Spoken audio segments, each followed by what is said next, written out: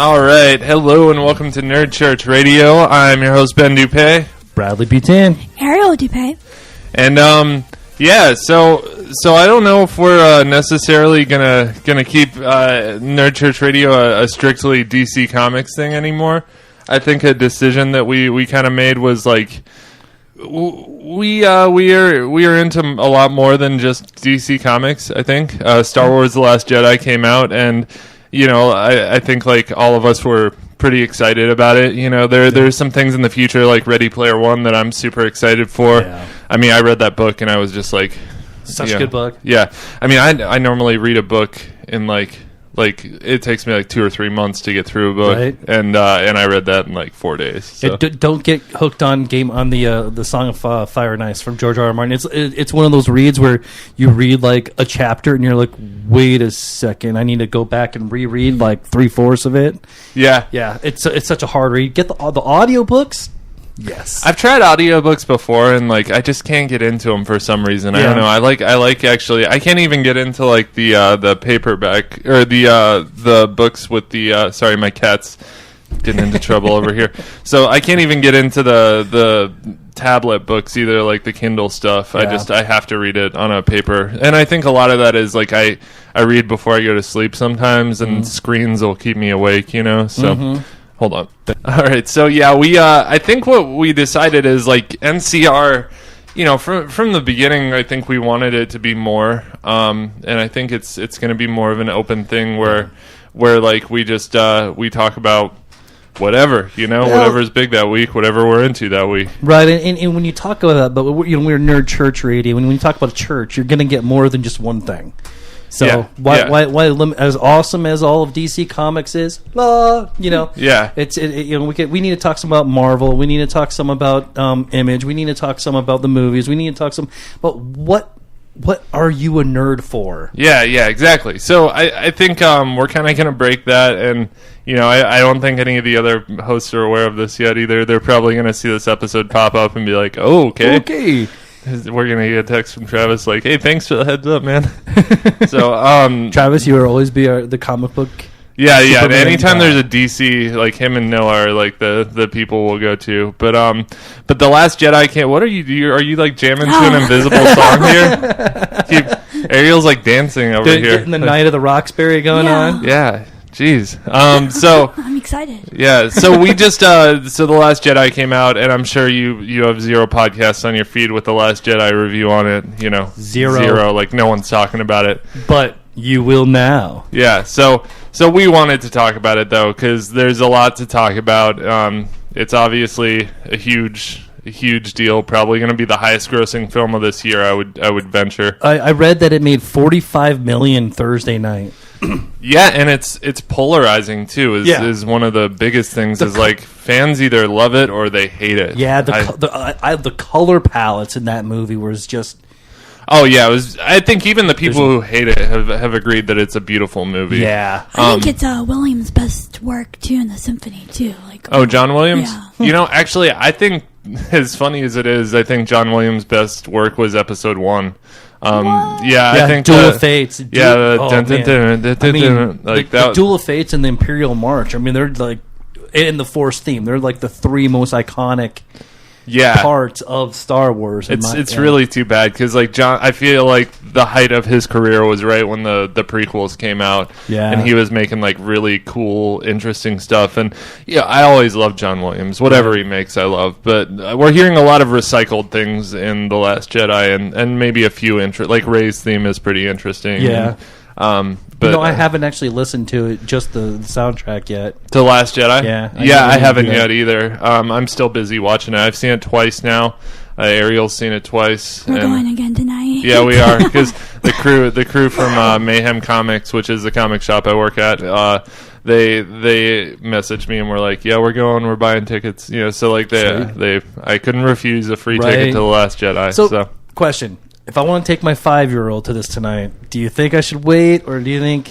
Oh, man, 5-year-old, that's rough. So before we get into that, just in case you haven't noticed, this whole episode is going to be full of spoilers for The Last Jedi. And Star Wars in general. Yeah, we're talking Star Wars. Yeah, so if you see the title of this episode, it's going to say The Last Jedi. That's all we're going to talk about in this episode. Our DC fans are probably going to be like, what's going on with this podcast on my feed right now? But that's what you're going to get right now, is just more of us talking about whatever, and we are going to be spoiling anything we talk about. But in regard to taking a 5-year-old to it, man, I don't know. I don't think I would take a 5-year-old to it. I don't think it's not like taking a 5-year-old to Deadpool or anything. Right. Obviously there's nothing bad in there, but at the same time, I feel like they might get scared a little bit by. Well, I don't know how. It depends on the kid. Yeah, and I'm not necessarily the part that I'm worried about isn't the part of her getting scared. It's the part of her getting bored halfway through it and ruining it for other people who are seeing it for the first time. Being that guy who's bringing the kid in, Our second viewing, we actually went, and there was a couple kids behind us, and they were cracking me up because they were giggling the whole movie. Oh, really? Yeah. That's cool. There's the part where the rock falls on the cart. Yeah. The workers, they're like, "Ee," and it was adorable. Oh, That's yeah, awesome. yeah. That was funny. Yeah. It was like nuns kind of on the Jedi Island. So we got an hour here. So let's just kind of go through the movie. Cool. And I think that's I prepared absolutely nothing for this. I didn't make notes. So I'm just going off strictly memory here. But I do remember that the movie starts off with a space battle, which I was not expecting. I kind of expected them to pull into the stars and then focus down on Luke. Yeah. I thought they were going to just pick up right from there, but I'm happy they didn't, because me too. I think that really got you into this. This story has sort of two narratives that are kind of running parallel to each other, and they coincide at some point, and then the final act of the film is everything kind of coming together into this centrifuge of awesomeness. So, but yeah, we open up. How did you feel about the humor? The jokes in the very first, the mom joke in Star Wars, man. Right. And I think probably the first swear word, because didn't post his ass. Yeah. Well, actually, I noticed in I don't know if you count hell as a swear word, but in Force Awakens, John Boyega's character said hell yeah or hell no. He's like, because Han was like, "Are you sure you're up for this?" And John Boyega was like, "Hell no." Well, which is kind of weird, because would there be a heaven and hell? I know, that's I don't know if George Lucas ever would have let that slide in a Star Wars movie. I mean, this George Lucas, if you notice, there's some things he's really picky about. Yeah. He doesn't. If you notice Star Wars movies, there's never any buttons or zippers. You never see a button or a zipper on anyone's outfit.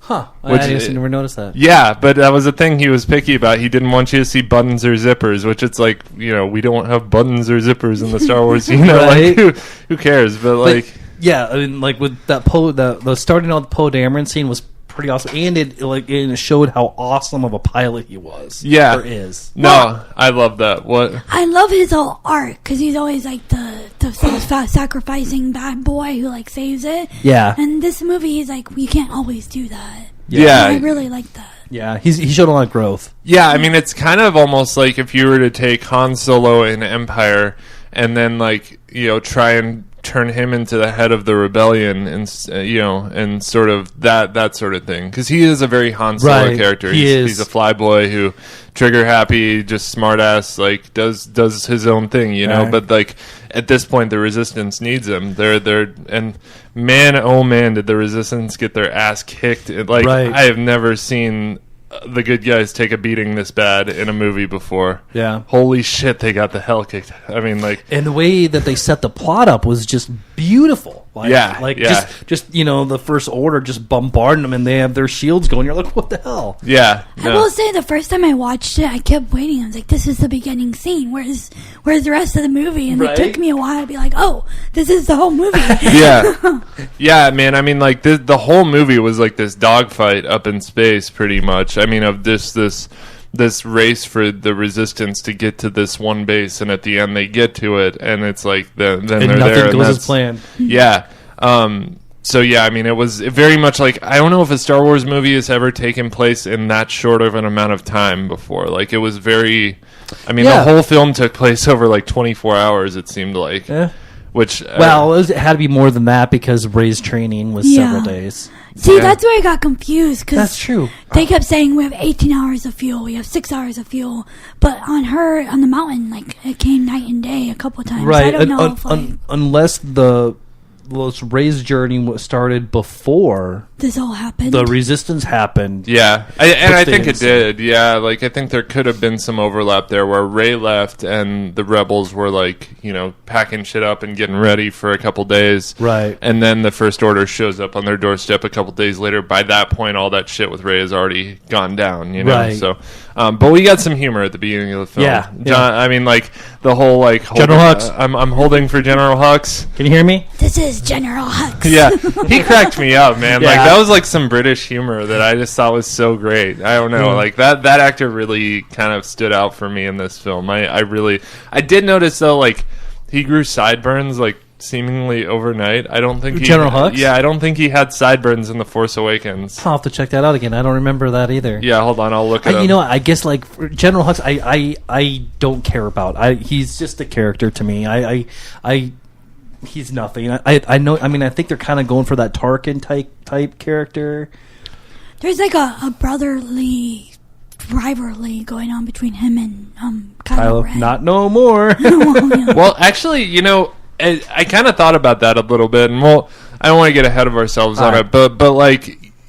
Yeah, I think like it would have been easy for Kylo to kill him right away, Right. But he kept him alive, and so I don't know. I think that dynamic might stick around a little bit. Sure. But and yeah, Hux tried killing him for like a split second when he was like knocked out after the something. He's like, "Oh, never mind." Yeah. So yeah, we get this thing. So basically, the way the plot's set up is like, Poe Dameron is trying to destroy all the surface cannons on this dreadnought, which is this giant. It's a new ship. It's a giant Imperial ship that just has the capability to destroy everything. Which that's the thing in this film. Which I'm glad they knocked that out early, and we don't have to deal with it again. They said Death Star technology. Yeah, which I was happy that that got knocked out in the first part of the film. But then, so he was doing that to sort of clear the way for the bombers to come in, which that's a World War II thing where like the bomber planes used to come in.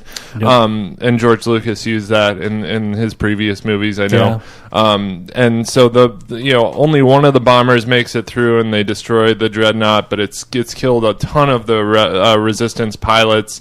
The Resistance jumps to light speed, and and now we find out like the First Order has a way to track the Resistance, through light speed. So the rest of the movie is like they come out of light speed, the Resistance follows them, they're almost out of fuel, the Resistance, and they're trying to get to this planet, which is like I don't know, not too far away or whatever. Canto Bright. Yeah, Canto Bright. Well, and in this time, Finn wakes up and we meet the new character Rose.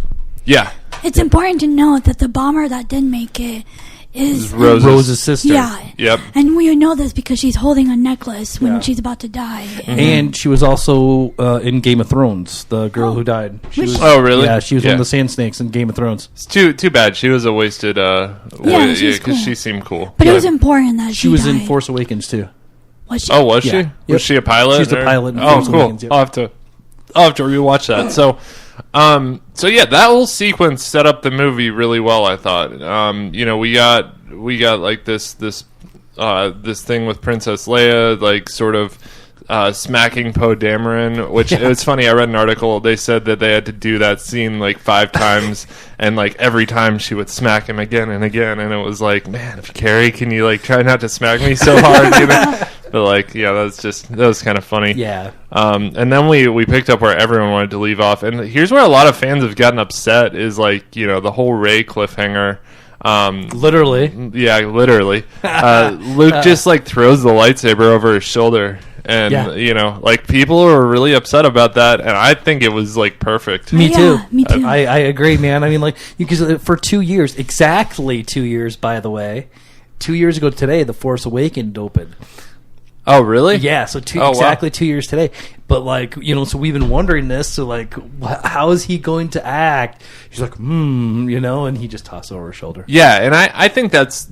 I mean, Ryan Johnson kind of said this, too, but, like, that's what he would do probably. He left and went to an unfindable planet. He wanted to get away from everyone.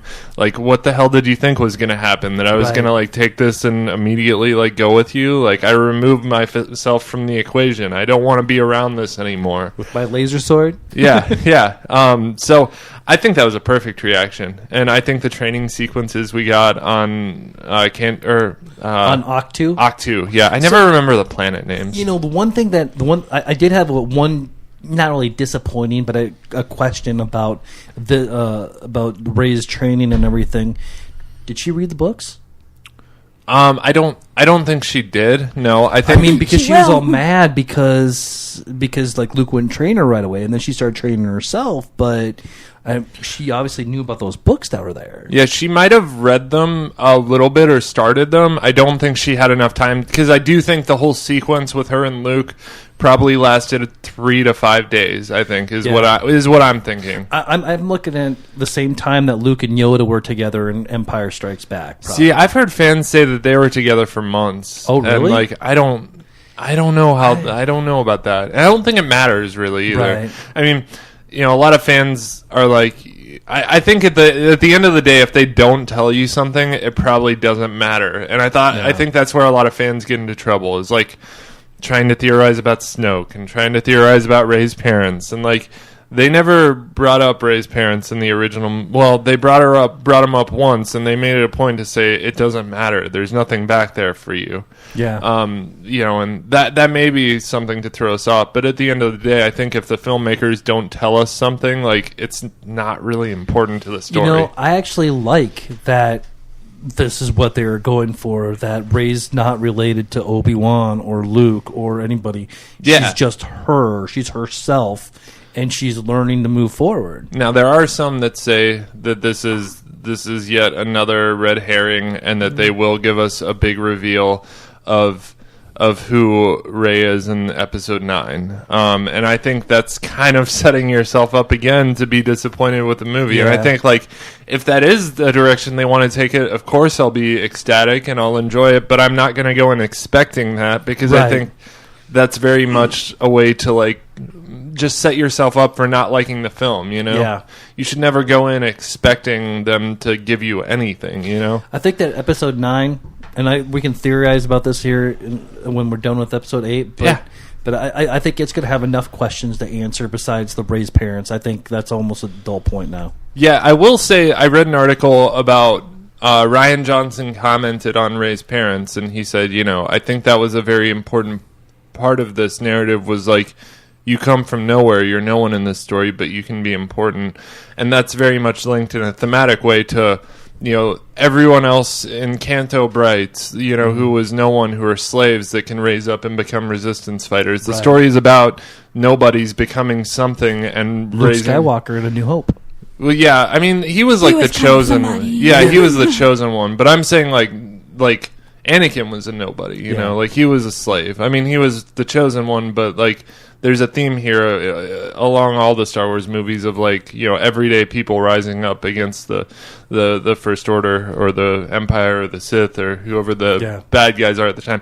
He did say, though, the answer to that question, or the answer as it's presented in this movie anyway, and, like, I thought, you know, was important to the narrative. But I thought that was really interesting that he said, or the answer as it's presented in this movie. It's like...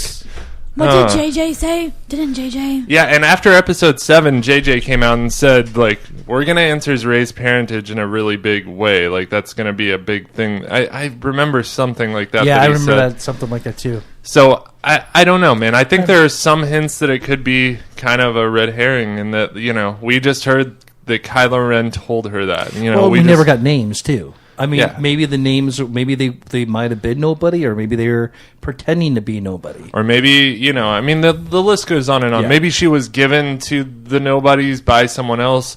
Maybe she was an immaculate conception, you know, and the nobodies just got rid of her, you know. I mean, you just never know. There's a world of... I think at the end of the day, it probably it only matters if it matters to the story. So, like, you know, they're like at this point in this story in The Last Jedi, I just don't think it mattered really. I don't know. How'd you feel about? I know you felt kind of shortchanged about that area. I did, because I feel like, I know we kind of disagree with this. I feel like it was built up, other than just in like the fans' minds. Because in the Force Awakens, she kept saying, "I have to go back to Jakku. I have to go back to Jakku." And then in this movie, they have that whole scene where she's going up to the stone and you see these two figures, and I was like in my seat and my stomach was turning, and then you see her reflection. I was like, oh, okay. So like they're teasing you, and I don't like being teased without payoff. So yeah, I don't know though. I mean, I do think that was some teasing, but I also think that part was a call out to The Empire Strikes Back. Because Luke goes into the cave. He cuts Darth Vader's head off, and Darth Vader's head falls on the ground. His mask pops up, and that's Luke's face in the mask. Yeah. Well, that, and I think it's important that she feels lonely, so she relates to Kylo, too, and they have that connection.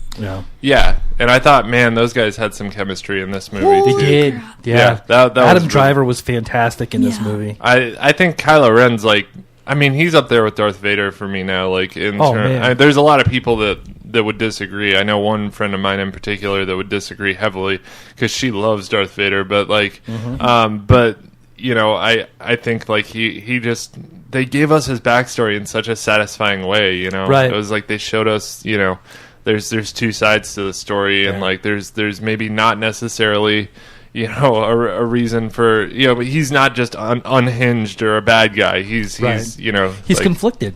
Yeah, I mean, yeah. Well, I guess we're not quite there yet. Yeah, we don't have to go chronological, you know. Yeah. Okay. Well, go ahead. Oh no, I was going to ask. So we like Kylo Ren. What did you guys think about Luke Skywalker and his portrayal in this? I think this is probably the best Mark Hamill's been in a movie. Yeah. I mean, like, I like it. I like the Mark. The only thing I don't like is when he was deciding to raise the lightsaber against Ben. Because I kind of feel like he would have wanted to work that out with him and be like, hey, I can sense that you're falling to the dark side. We need to do something about this before it's too late. Yeah, that seemed very out of character for him. He kind of gave him that chance with the whole, if you strike me down. That's kind of him saying, like, you know, if you don't strike me down, we can work something out. But if you do, you made your final decision. I mean, he killed Han. Like, it's really hard to look at someone and probably in Luke's mind, he almost killed Leia too. Yeah. So, yeah. I mean, because he did hesitate in that battle. When I guess we should bring up the flying Leia. Yeah, that was pretty cool. And there are fans that are again upset about that. I gotta say, man, I really think Star Wars has some of the most spoiled fans in the world. Like, absolutely. I feel like these people just like really need to chill out and enjoy the movie. Like, just like.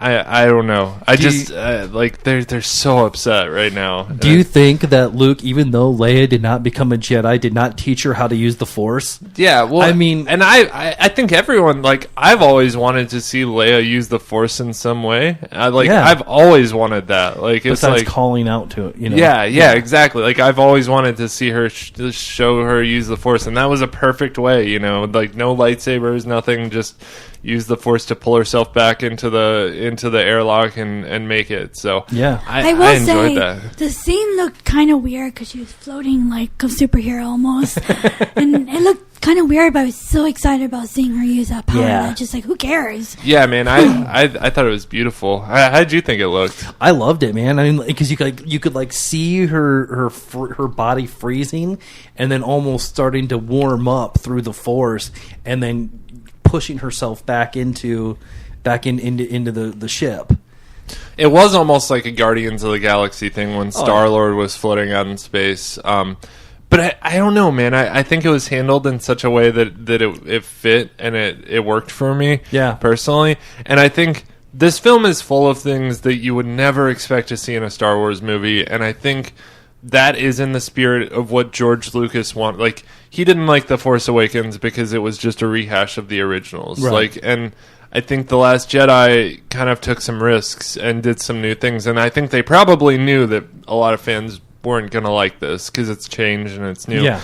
But if you keep making the same movie over and over the years, like, it's going to get old. So we have to add some new elements. There has to be other aspects to the Force, and, we'll get into that, I guess, because there is a lot of new aspects to the Force. Right, well, it's not going to end like you think it's going to. Yeah, man, and wow, that was insane. Like, and really, man, it was like Luke dies, and becomes one of the Force. Yeah, and that really came out of nowhere for me on the first viewing, and was like, wait, what? He just died? Like, what happened? But I noticed, so on the second viewing, and this movie is set up for multiple viewings. You'll catch things in the second and third viewing that you didn't see in the first viewing. So in the first viewing, I didn't notice this, but I did in the second.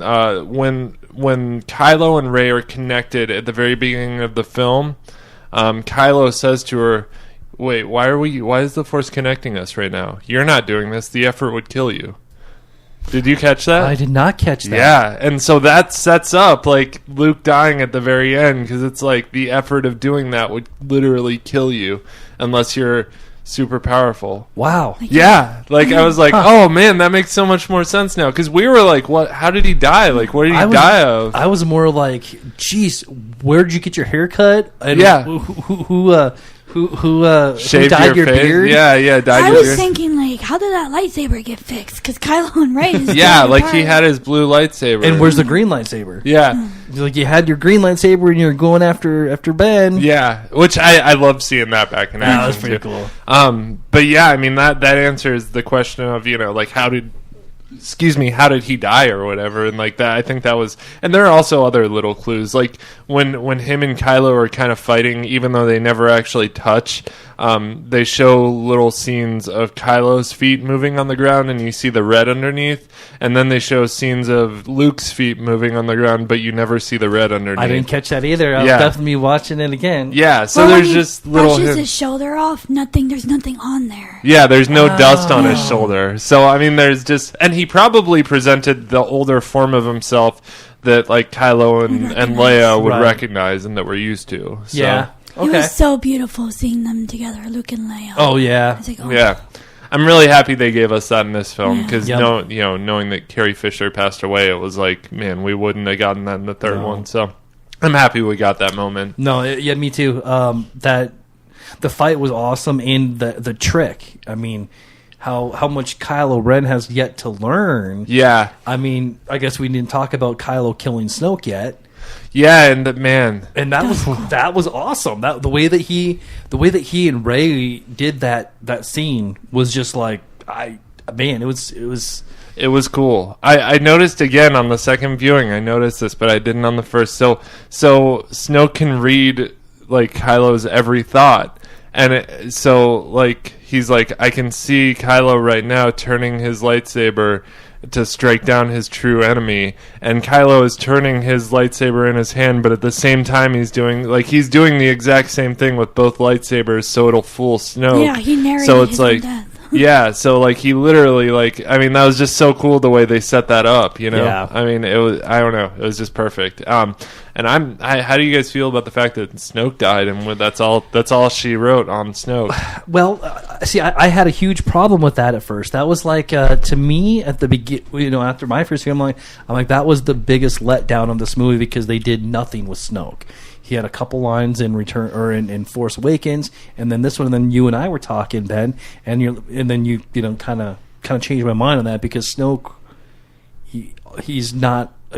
was not part of the crew. He's not as big as everybody made him out to be. Yeah, like he was in one scene. It was literally a cameo in Force Awakens. Yeah. I mean, that was it. And he was a big character in this movie, and I think he played his part. Like yeah. I try and think about this movie, and think about, okay, what if Snoke had survived? I don't really see a part for him to keep playing, that right. would have just taken away from Kylo, and that, right. I wouldn't want that, because I love the stuff we got with Kylo. Well, and I think it also sets up another thing that was missing from this that I think is going to be huge in Episode 9 is the Knights of Ren. Because now that Kylo is the supreme leader... and he's already the master of the Knights of Ren, or however Snoke said it in The Force Awakens. I think that I think that there'll be a heavier presence in episode 9. We'll see. I don't know if the Knights of Ren. I have two trains of thought on them. First of all, like, if they are here, why weren't they in this movie? Why weren't they helping in this huge battle? I mean, maybe because they were it took off place in like a day. Yeah, but still, like, you would think that they would either be with Snoke or with. So my other train of thought is maybe they died in battle before The Force Awakens. You know, we don't know how much time took place between when Kylo took down Luke's Jedi training camp and The Force Awakens. I mean, that could have been like a 20-year period or a 10-year period. So that's certainly enough time for the Knights of Ren to die. Yeah, I thought they were the red guys in the red room for a second. No, those are the They're like Imperial guards. Yeah, with vibro blades, which that was pretty cool seeing the vibro blades for the first time on the screen. I've always wanted to see, like, the Imperial guards. Like, like, these guys are guarding the Emperor. You know these guys can lay down. And so, and they always look kind of funky with, like, the long red helmets in the Return of the Jedi, you know. They never really looked like that big of a threat, you know. They kind of looked like Buckingham Palace guards a little bit with the big funny hats, and, like, they just stand there. But, like, you know they're capable of combat and stuff. So to me, it was really cool. And that whole fight scene between Kylo and Rey and the Imperial guards was so cool. Yeah. That moment when she's like, please don't do this, like, broke my heart. Because, like, she wanted him to be light so bad. Yeah. He has so much anger in him. And the way they ripped that lightsaber in half through the Force was just like...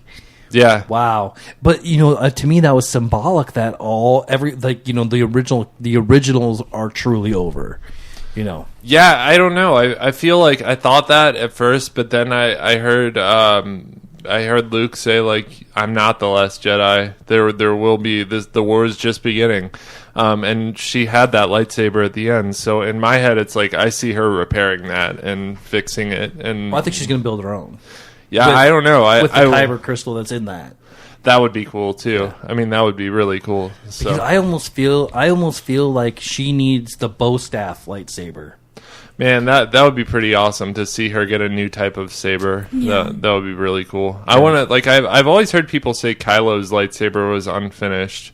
Have you heard that, Brad? I have, but to me. And when reading about it in one of the books, it's not that it's unfinished; it's unstable. Oh, okay. That's why you have the crossbars, is because there's too much power going in there. That's why it's almost like it's flickering almost. Okay, so cool. It's almost too strong for it to hold on the hilt. That's cool. I always love seeing new lightsabers. I really like the hilt of his lightsaber, how it's black and it has the red tube going. Like, it's just such a beautifully designed set piece. Like, I just think it looks so cool. Yeah. So what else? I know. Should we talk about Finn and Rose? Yeah, Canto Bright. Let's talk about this, because this is another complaint that a lot of people have that I think was. A lot of people say that you could have completely removed this part from the story and it wouldn't have mattered. But to me, it's like this was like the pin in the center of this movie, like, right? Because again, the whole thing is about the citizens of the Star Wars universe rising up and fighting the First Order, and you don't get that if you don't get Canto Bright. So I think that whole sequence is really important, and I had a lot of fun with it. I mean, like Rian Johnson said in A New Hope, you got the scum of. Cantina. Of the hive of scum and villainy.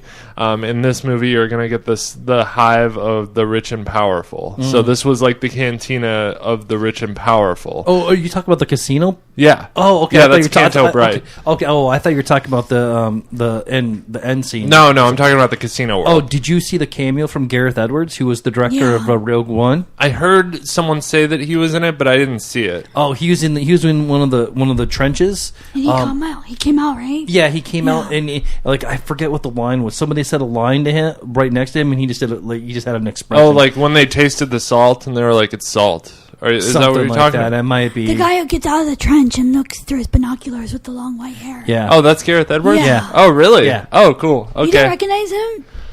No, I didn't, because he had long white hair, and Gareth Edwards doesn't have long white hair. Oh, but back to Canto Bright. It was super cool that the dude was trying to put the coins in BB-8. Yeah, that was a cute thing. And BB-8's just taking them, he's jingling around.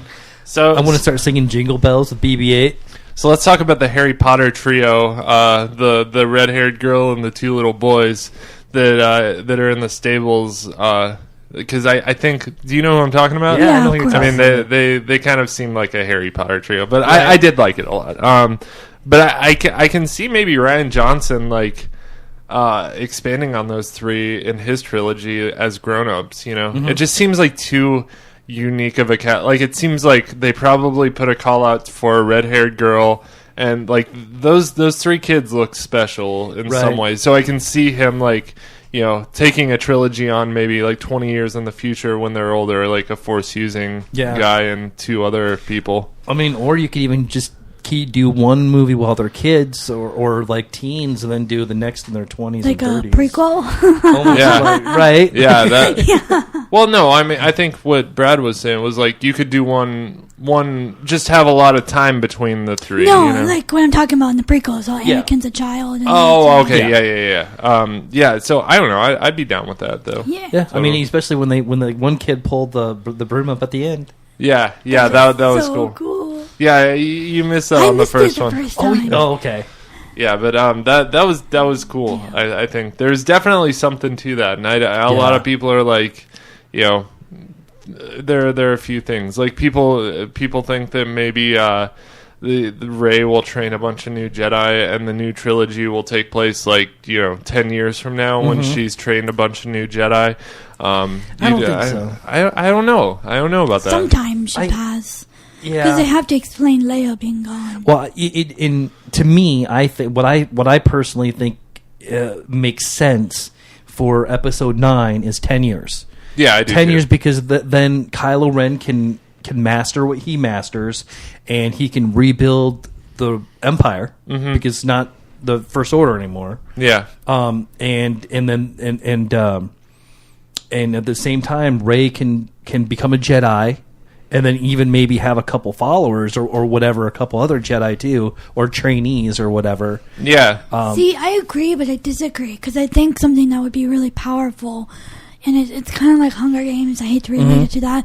And the very last one, when there's just like a couple people fighting back, and it's a spark that spreads, and you see all these other people joining them. Like, I really want that moment where we see people from all these planets being like, Rey's the only one fighting. Let's join her. And I think that would be very powerful. Yeah. And I can actually see even something like that happen, because they have said that there will be at least one scene with Carrie Fisher in Episode 9. But I also think they're gonna write her off with natural causes, and I think that's something that they can do in the crawl. They can, even if they pop up a scene and then do the crawl or whatever, where like she's passing the torch down to Poe, and Poe becomes pretty much the commander. See, first of all, I don't think they would ever put a scene before the crawl. Yeah. I think that's a big. They stick to the format on that. Or a flashback or something, See, and that's like a lot of people say flashback, but I've never seen a flashback in a Star Wars movie either. That's a cinematic element, and I think it would be cool to have one though. Yeah. I do. Well, they do flashbacks. They kept flashing back to Luke when the place was destroyed. You're right. There have been flashbacks. Yeah. Okay. My bad. Yeah. And when in Attack of the Clones, when Anakin goes to kill all the Tusken Raiders too, he does a little flashback there, doesn't he? I think so, but it's been a while since I try to skip Episode 2. That movie wasn't very memorable. No. And there are people out there that are saying this movie is worse than Episode 2. What? And like that. I've read no, we don't. That's like, wow, that's a bold statement. Yeah. Like this movie was really well acted. Absolutely. And like this is a really good movie. I mean, I think like if you have some problems with the plot or whatever, that's one thing, but I mean there are people out there that are hating hard on this thing. Like there are YouTube videos of like The Last Jedi is the worst Star Wars movie ever, and there's no way it's worse than Episode 1. I mean, have you seen the disparaging difference between the audience score and the critic score? I'm not. The audience score on this is like 54% What? right now on Rotten Tomatoes. Yeah. And the critic score is like 94%. Because it's a good movie. Yeah. Right. Yeah, as of right now, the audience score for The Last Jedi has probably gone up a little bit. Right. It's at 56%. Wow. I will say my first viewing, I was very like discombobulated and right, because it's a lot to take in. Yeah, yeah. it's so different. There's a lot in the movie. Yeah. I mean, yeah. I think it was a very bold direction to take it. I mean, and I've been watching the internet because I'm interested. I want to see Rian Johnson like actually react to the fans who don't like this movie. I mean, because they had to have known like people aren't going to like this. Yeah, people aren't going to like everything. I mean, no, and you can't bring change without having certain people. I mean, people just don't like change. But those are the same people that complain about The Force Awakens being too similar to the old movie. So it's like, it's just that's where I get like Star Wars fans sometimes can be a little bit stuck up. And Yeah. like, what do they expect? I mean, what do you? Yeah, it's such a big part of your childhood, and they want that feeling back. I think maybe, and like it's really hard to give you that feeling back. I don't know, or maybe it's the fact that they theorize so much about what could happen, and then they expect that to be the case. But I just go and want to see some cool shit, you know? Like, I mean, like me with Snoke. I mean, I was waiting for this big either battle between him and Luke, or I was waiting for this big backstory with Snoke, which I think it'll happen. I think it'll happen in a comic, or it'll happen in a book, a novel. I could see them putting out a novel about Snoke. Right. I could see a comic too. I mean, they do mention the Force trees a couple times in this. Did you catch that? There was a Force tree on Octu. Octu, yeah. And the Force tree. Okay, so the Force tree was in right after Return of the Jedi. There's a comic called Shattered Empire. Yep. Where Luke and Poe Dameron's mother go onto a Star Destroyer and steal, is it 2 or 3 trees? Two trees. 2 trees. Yep. And he gives one to Poe's mother. And it ends up in their backyard. Right, where Poe was raised. Which is why Poe's strong with the Force. Right. Yeah. And then one with Luke. But going off a little bit more of just backstory, this is backstory kind of on The Force Awakens. For Battlefront 2. The actual story mode for Battlefront 2, spoiler, Iden Verso, she starts off the character that you are. Yeah, she's a protagonist in the campaign, yeah. And she starts off as an Imperial, and then, of course, she turns to the Rebellion because they are wanting her to kill a bunch of people and not liberate them. Right. So she ends up turning, but there's one part where you're actually Luke Skywalker, and you're at one of Palpatine's hidden caches where he has lots of Jedi relics, and the Iden's team is told to go blow up all of his secret underground stuff. Well, so Luke ends up helping one of these Imperials who ends up becoming a rebel. And that's Iden, right? No, this one is Iden, the guy that Iden ends up becoming with. Oh, okay, cool. Yeah, it's her number 2 guy, the guy that she kind of falls in love with, and blah blah blah blah. But anyway, so they go and Luke finds a compass, and the compass is what leads him to Octu. Oh, okay. And so he's like, you can destroy everything else, but since I saved your life, I'm going to keep this. And he walks off. Now. And the whole campaign of Battlefront 2 ends on Jakku with when you're fighting the Star Destroyer and it's going down. Oh, wow. Okay. And what was on that Star Destroyer is the map to Luke Skywalker. Oh, cool. Okay. Wow, and we need to play that. It pretty much ends with Lars Van Secca getting the map to Skywalker. Wow, yeah. I've wanted to buy that game, but I refuse to pay $60 for a 4-hour campaign. That's like, because I won't play the multiplayer stuff. Yeah. I don't have time for it. I won't play it, but I'm really interested to play it. Yeah, when your time frees up, I'll let you borrow it. For sure, man, for sure. So, what you got, Ariel? The last character we haven't talked about is General Holdo. General Holdo, yeah. Oh, Holdo, yeah. So a book came out before the Last Jedi called Princess Leia, and it's about Princess Leia when she lived on Alderaan. And I actually bought the book. I haven't read it yet, but is that new? Yep. Oh, yeah. Okay. Yeah. And on the cover of it, it says Trail to the Last Jedi or something. Oh, okay. So it was kind of one of those prequel novels they released, like Aftermath came out right before Force Awakens, So, but Holdo was a big character in that book. So, her and Leia go back to Leia's childhood. That's and cool. They've known each other since Alderaan. So, cool. So yeah, I thought she was fantastic, though. I loved her because at first you're like, is she a bad guy? Because she's kind of acting like I couldn't get over her neck. That's the dress thing. Oh, yeah. You know who she is, right? I know Laura Dern. Yeah, I okay. know who she is, and I love the actress. Absolutely adore the actress. But like even my daughter, when we were leaving, she was like, "What was up with her neck?"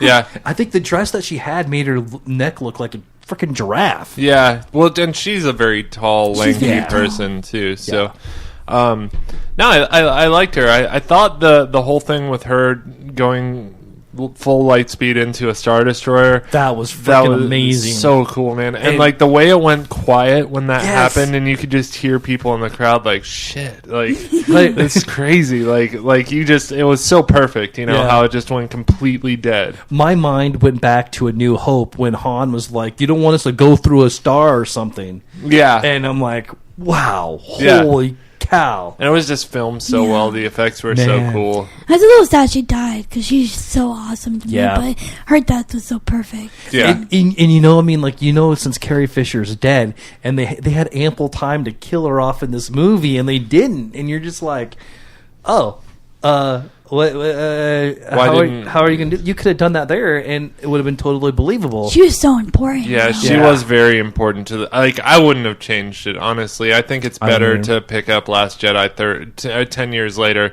and just be like, Leia died, and I don't even see the need to have one scene with her in the movie. I really think like in the crawl you could put Leia has died, and then you could have characters talking about Leia. Yeah, well, I mean, I don't even remember the sources, but there's been reports that she filmed, or that they are going to use some of the unfilmed scenes from Last Jedi, the unused footage or whatever for Episode 9. But I mean, like I said, I don't even remember. No, and I believe they will. I do. I think they probably will. But I just think it would be so much better.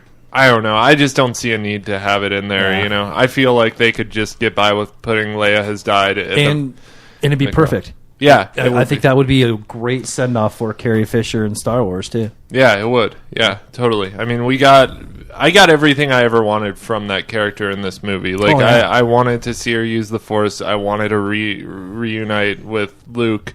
Yeah. I wanted to see her leading the rebellion or, the resistance or whatever. So, do you guys think that Luke's going to come back as a Force ghost to Rey? Yeah. Oh, absolutely. To Kylo. I think he's going to haunt Kylo. I think he's going to come back to Kylo, honestly. Because he said, "See you around, kid." Oh, yeah. Yeah. Okay. I mean, that line was hugely important, I and think. even said, I'll haunt you like your father does, or something like that. Huh. So I think that he will. I think Snoke will stick around, too. I don't think we'll see, an evil Force ghost for the first time. But I think it would be interesting if Snoke's voice was still in Kylo's head, or something like that. Oh, one thing we did not talk about yet? What? Yoda. Yeah, there's so much in this movie, man. It's such a full movie. But that was perfect. I agree. I agree too. Man, I think Yoda was the right choice to come back to talk to Luke. Yeah. I mean, and pretty much, end whatever battle Luke had going on. Yeah. And the way that he just boom and supposedly destroyed the books. Which he didn't, because Rey has them. Right. I mean, they're when he said, everything, the girl already has everything in those books. That was a very purposeful statement. Yoda knows she stole the books, and she literally has everything in the books.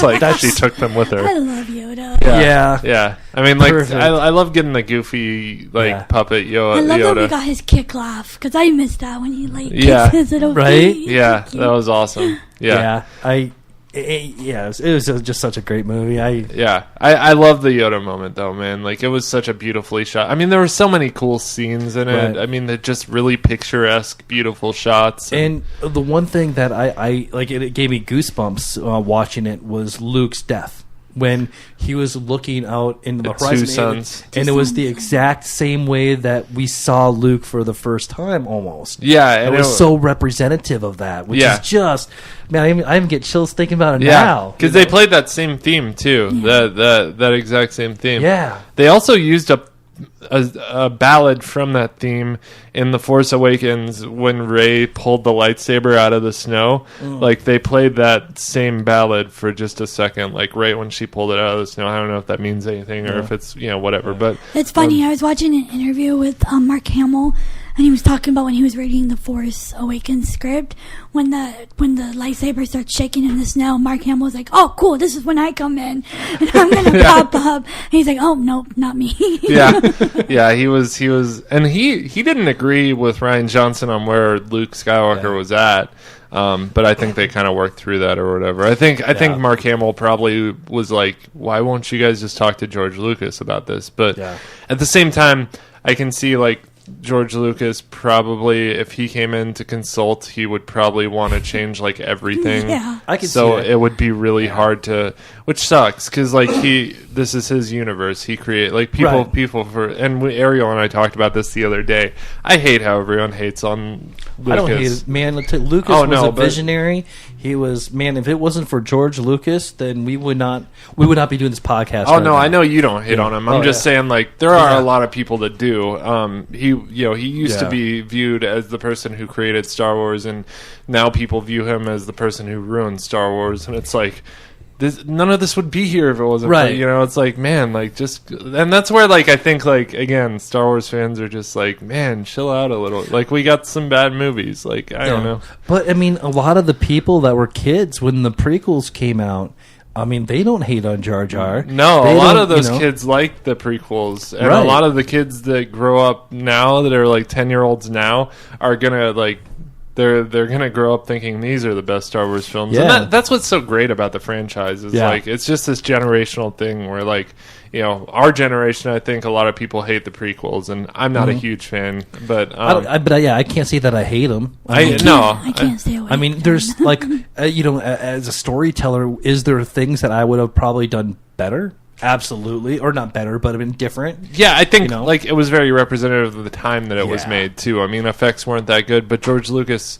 and he kind of helped pioneer some of that visual effects stuff and made things possible. And he was a visionary. He never wanted to. He never wanted to rehash anything. He always wanted, like when he first made Star Wars, him and Spielberg were two people that were. He said they would talk and they'd just be like, oh, I've never seen a movie with this, so I want to do this. And that was the whole thing. Yeah. And Spielberg was the same, they're good friends. Yeah. But that was their thing, was like, they were always like, oh, if I've never seen it before, I want to try and do it. But they don't want to make something that's already been made. And that's why I think The Force Awakens upset him. I think that's why he really liked Rogue One, is because it was a different type of movie. And I'm interested, I wonder what he really thinks of this, but he makes so few public statements, he never really, especially about Star Wars anymore. Yeah, like he just doesn't really say much, know, and I think that's very purposeful. He doesn't want to come across and, sound negative, or he's a good guy. Yeah. So, a little bit of news, too. I don't know if it's news, but I heard a YouTube video or watched a YouTube video where someone was saying, like, the Kenobi movie is rumored to be definitely a thing. This is, again, could be a rumor, could not be true. This is not official, but they're saying that would be potentially the next movie after Han Solo? After Episode 9. So it would be Han Solo, Episode 9, and then, so that would be the next standalone movie. Standalone, and, Ewan McGregor, obviously, but it would take place on Tatooine between Episodes 3 and 4. So what do you think about that? I love it, man. I mean, Obi-Wan is such an important character in everything, and Ewan McGregor is the perfect age to pull it off right now. I think right now it's either go time or just forget about it. Yeah, I do too. What do you think, Ariel? Yeah, I'm excited for it, and I would like to see Luke after everything happened, and I think Sebastian Stan would be perfect for that. Yeah, that would be cool. Just have a cameo from Luke where, it would literally have to be a cameo because Luke never met Obi-Wan before A New Hope. But you could show him watching. Knew who he was. Yeah, you could show him watching over from a distance and just show Sebastian Stan off in the distance or something, and that would be enough. Yeah, I think. But I love Ewan McGregor. He's been acting more lately too, so I think he's and he's openly said, I'd be happy to play the character again. Oh, yeah. So I think he was... that was one of the few things from the prequels that I thought they got perfect. Yeah, Obi-Wan was amazing. But I mean, they did Darth Maul great. They just didn't use him enough. Yeah, man, dude. Yeah, I could have used more of that. I mean, geez, especially like when you go back and read Plagueis, and how integral the training of Darth Maul was from Palpatine. Oh, was Darth Maul in Plagueis? Yeah. Oh yeah. I mean, I gotta read that. Man, Plagueis is pretty much the origin story of Palpatine, Maul, and how Dooku falls to the dark side. Oh, really? So yeah, I mean, Palpatine really did not play by the one master, one apprentice. He always had things working. Inside. Right. Yeah, I mean he played every angle. In such a cool. I'd love to talk about the Darth Jar Jar thing sometime. Right. I do think that Lucas intended to do more with that character, but there was such a hatred for him after Episode 1 that he laid off and changed his plans. Because and then I think the best thing that you could do is have him start the Empire. Yeah. But I don't know. I mean, he was such a hated character, so I think. Right. All right, so that's about all the time we have. We do have a rating system here, so we should rate this movie. Let me play that rating system so you know what we're talking about. If a comic book is bad, we rate it as blasphemy. If the book is good, we give our blessing. If the book is not bad, not good, but just kind of meh, we rate it as stuck in purgatory. If the book is great, we rate it as holy. And if a comic book exceeds all standards of awesomeness, we rate that book as salvation. All right, so Brad, you go first. What do you rate this movie? Salvation. Ariel? For now, I'm going to say holy. I'm at a salvation. I really have zero problems with it. I think it brought so much back from my childhood. It gave me the feels all over again, and I think I'm going to see how many viewings it's good for. I'm going to push that to the limit, I'm sure. But I saw it a second time, and I was never bored. Yeah. I really didn't want to even go to the bathroom and miss anything, although I did.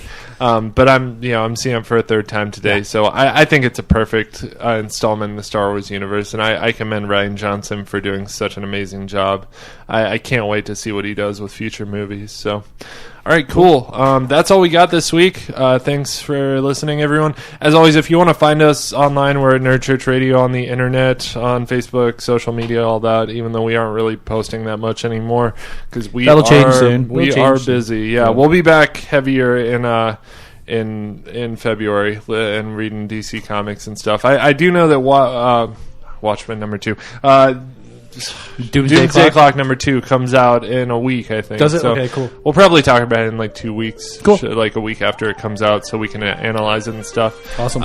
If you want to find me on social media, I'm on Twitter at HeyBenzilla. Where can we find you, Brad? I'm on the Twitter as well at NerdDadBrad. Awesome. Ariel the Oracle on Twitter. Awesome. All right, that's all we got for you guys this week. Have a nice week, everybody. Merry Christmas. Be good to each other.